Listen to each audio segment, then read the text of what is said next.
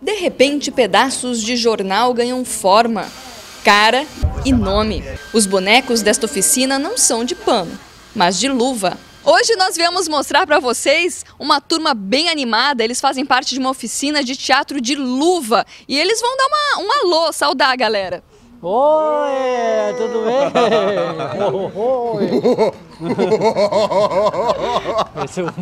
Olha só, a gente percebe aqui que tem uma voz maligna, que tem a presença da morte, tem um vaidoso. Eu tô aqui com a Única, que ela inclusive é a companheira, como o nome sugere, exclusiva dele. Opa, chegou!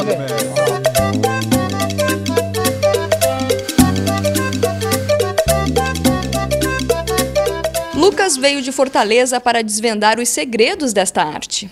Eu vim porque eu fiquei sabendo a partir da minha professora lá na Unifor e eu estava muito afim de fazer, saber como é que era.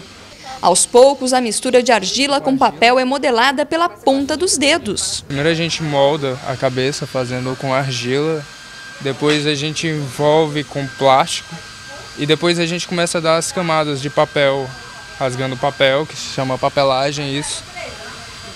Aí depois do papel de jornal a gente passa para o papel craft, que é esse daqui um pouco mais grosso, e vai dando assim as camadas uma por cima da outra.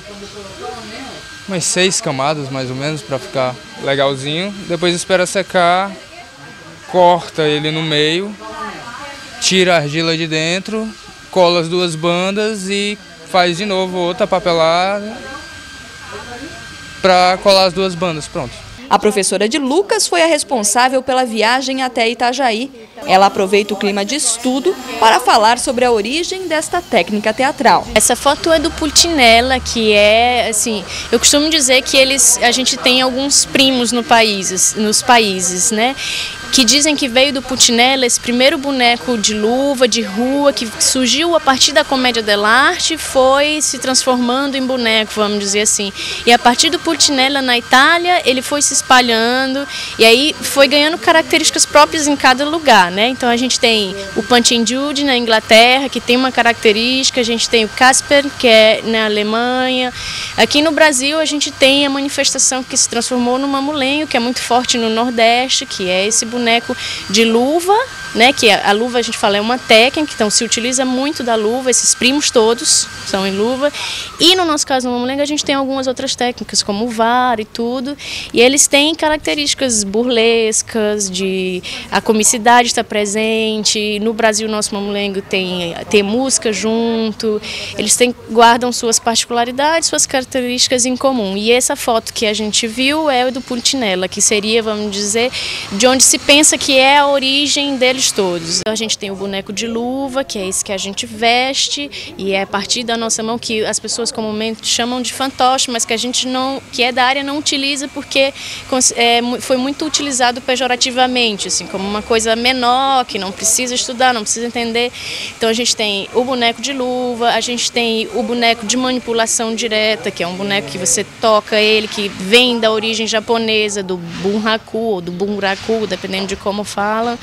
Então tem o boneco que é manipulado a fio, que em geral no Brasil as pessoas chamam mais comumente de marionete, mas a gente chama que é o boneco de fio.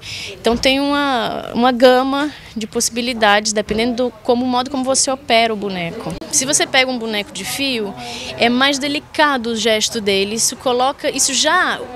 o próprio fato do gesto terem que ser um pouco mais lentos, já dá uma certa dramaturgia, uma característica de personagem, tudo. E a luva, ela tem essa dinâmica, porque é a tua própria mão que está ali dentro, né? Então ela vira e ela comporta muita fala, nem todo boneco comporta muita fala. E, em geral a gente fala assim, o teatro de animação, o boneco, ele é ação. Ele precisa, assim, da ação para estar vivo, mais do que tudo. Você pode ter um teatro ruim com alguém que fala muito e não tem um corpo preparado em cena, um corpo que não age. Mas o boneco, se acontece isso com ele, ele morre. Mônica é da Companhia Mútua de Teatro, a anfitriã da oficina. Esse aqui é um dos bonecos que está sendo feito na oficina de teatro de bonecos de luva.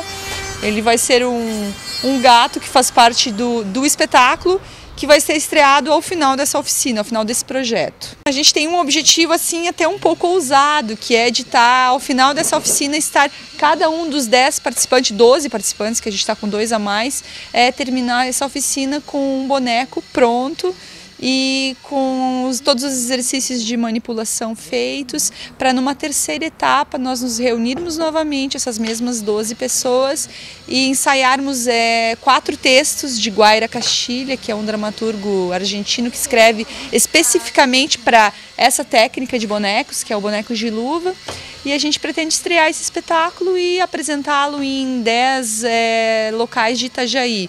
Nesse momento estou tentando colocar, a cabeça já foi feita, não? No papel, já está em papel.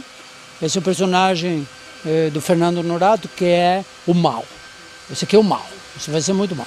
Então eu vou colocar aqui dentro dele, depois de estar pronto, o que vai ser a estrutura do pescoço, né? Que vão entrar os dedos, para que eu possa manipular, e a característica desse boneco de luvas que nós estamos fazendo é a luva francesa, que faz com que o boneco gire a cabeça sem girar o corpo. Na luva italiana, ou no fantoche comum, aquele que se faz na escola e tal, para fazer o giro tem que girar o pulso. Aqui não, com os dedos você faz com que ele gire a cabeça para lá e para lá. Então, essa parte do pescoço é o mecanismo do boneco. E os mecanismos são os mais perfeitos do mundo, por um motivo muito simples, porque o mecanismo é a nossa própria mão.